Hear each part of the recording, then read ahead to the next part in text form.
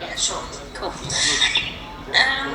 Well, Goody, I suppose it's something that we've covered off before. It's the age-old question with Sammy Wiedemann coming off such a good game and getting Ben Brown back. Is how do you fit the three into two?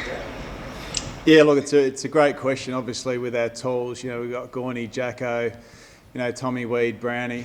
It's a tough selection and it's tight for selection, but I think what we've learnt over our team over the last 12 months or 18 months is that three tools is our best option. So unfortunately one of those guys will miss out. So we're still working through what that looks like this week. It is tight for spots and they're all performing really well. And as we saw, Sam Wiedemann's been working incredibly hard in his game. He came in on the weekend and performed really strongly. So which is great for our footy club and great for our footy team, but it does give us the selection headache. Pretty hard to drop after that performance, isn't it? For him personally? Yeah, look, it is. He's worked incredibly hard to get his opportunity, and obviously it came through a COVID situation with Brownie. So he performed incredibly strongly. He reminded us all of his ability, and he reminded us all of the purpose of which he's been training at, and how he's going about his footy and his real value. And I was just rapt that our supporters were able to see that, our coaches, our players, and he reminded us of how good a player that he can become. Woody, you mentioned post-match that Jake Lever was on track to return this week. We're obviously only a few days later, but is that still very much the case? And is it someone like a Joel Smith that will have to come out, unfortunately? Yeah, look, Jake's ready to go. We've got main training today. If he trains really strongly today, he'll certainly put his hand up and be selected. So once again, that puts a bit of a real challenge for us as a match committee about who exits the team in this situation. Our back seven have held up really well. Adam Thompson, Joel Smith, Angus Brayshaw have been able to come into that back seven and perform really strongly for us. So that is another headache for us. Jake will play. I'm not going to give you the selection news just yet. We've still got to work through main training and get through some match committee later today, but Jake will definitely be coming in and be available. And Petty returns to the VFL this weekend, is it? And Gibbons still a couple of weeks away. Yeah, that's right. Harrison will play some VFL time this week. Probably three quarters of match load into Harrison. It'd be great to get him back involved in our footy program. Obviously, we get Jake back, and Mulga Hibb is 2 weeks away. So we're starting to get some troops back, especially in the back half of the ground, which is going to add to that selection headache. And to be real competition for spots is on, which is a great position to be in for our footy club. But as I said earlier, I couldn't be more proud of our back seven so far this season. In the 3 games that we've played, they've been able to execute to a really high level and help us get the results that we've needed. Are there any? Just on Ben Brown, how much do you weigh up the fact that you won't be able to actually train with the team this week? Does that come into it a fair bit when you think about selection with him?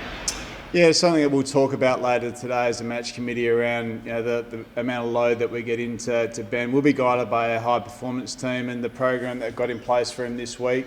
And obviously not seeing him for the week is some concern, but I think it's a situation that a lot of clubs are going to have to face throughout the year about how and when guys come out of their COVID protocols, are they ready to perform and play? And we're no different. We want to look at every situation for what it is, treat it accordingly, make sure we back our high performance team in, and ultimately we've got to come up with a solution for guys to come out and perform. And we'll have all those discussions later today, but that's certainly one thing we'll be talking about.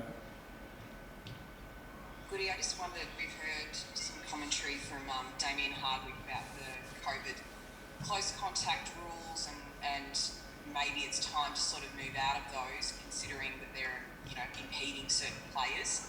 Obviously that seems to be the case with Ben Brown for you guys in the last week. Do you have an opinion on that type of policy, and would you like to see that rule ease, I suppose? I think when you're talking this space, we've been really guided by the governments for 2.5 years now in this space, and I think from a community level there's a frustration building in that space around close contact, so let alone a footy perspective. So we'll be guided by the governments, we'll follow what they need, but I think we all sit here in the community and we all have a similar opinion in where that sits. So I'm sure hopefully it'll change in time, but we'll have to wait and see. Would you a second 6-day break between games? Like how different will the preparation be this week, factoring that in? Yeah, it won't be too different. I think Port are on exactly the same schedule as us on 2 6-day breaks. We've been able to handle these sort of situations for the last couple of years really well. We've certainly lightened the load a little bit within our training, but we'll certainly continue to train contests. It's part of our game that we know needs to be really strong against Port Adelaide, and we know what the games are like at Adelaide Oval. They're ferocious games, they're contest-based games, and Port are no different. They might be 0-3 on the ladder, but they're an outstanding footy team, an outstanding footy club, and well coached, and we'll respect them for everything that they're going to give. What are you seeing from them at the moment? Obviously, that would have been a bit of a heartbreaker for them a week ago, but zip at 3, they've got to start winning, so they're going to be absolutely ferocious, as you said. Yeah, I think it just shows you how tough the competition is to win, and you've got a team that's won the most games in the last 2 years of any club in the competition. That have had a tough start to the year.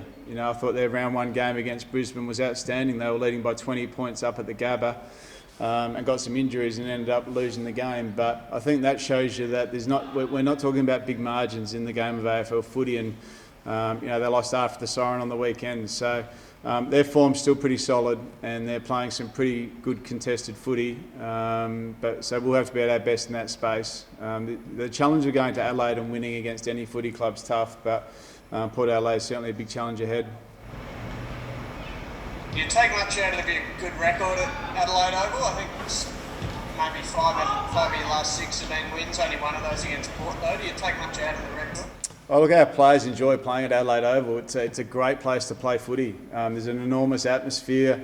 It brings the best out of players, and our players are no different. They really enjoy the atmosphere that comes with playing at Adelaide Oval, and they're cracking games of footy generally. So, we've got a good record there. We enjoy playing there, and obviously, it was one of the ovals that we chose for our final last year against Brisbane.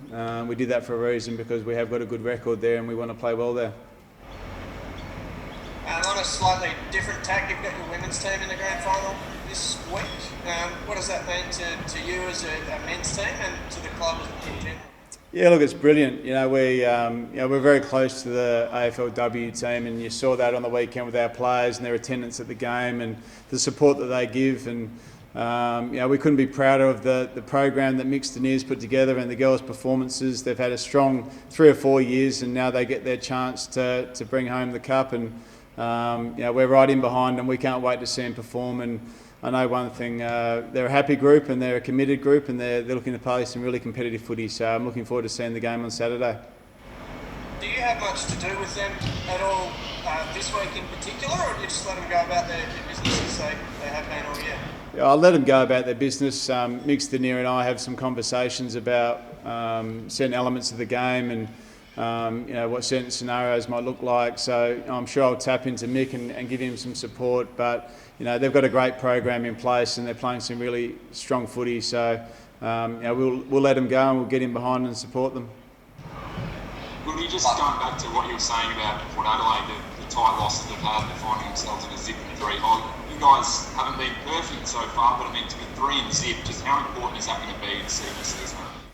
Yeah, it's an interesting question, Mark. We're really happy with where we've been positioning our team, and I think the challenge that we've got is not to look for perfection. One thing we are is we're a blue-collar team. We defend really well and we win contests, and it makes us really hard to play against. And we've been really strong in those phases of the game so far this season, but we know the challenge ahead. We've got to keep getting better. We've got to keep improving, and we've got to find ways to continue to play better. But we're really happy with how we're playing in terms of the couple of phases of our game.